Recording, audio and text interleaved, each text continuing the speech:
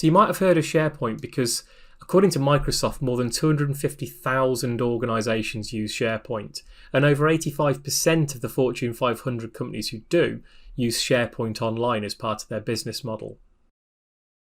When considering SharePoint as a thing, it's largely and often thought about as a content management and collaboration tool.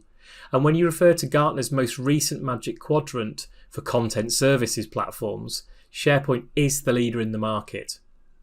The reason is because Microsoft have now integrated it much more fully with their wider product offering for businesses called Microsoft 365.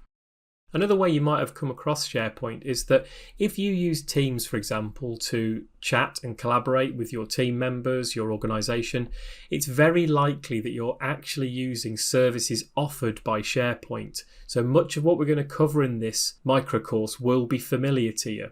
For example, a Teams file tab is actually behind the scenes a SharePoint document library. A lot of the permissioning in Teams is based upon groups which are common to Teams and SharePoint. So there's a good chance that what you're about to see won't be that new for you.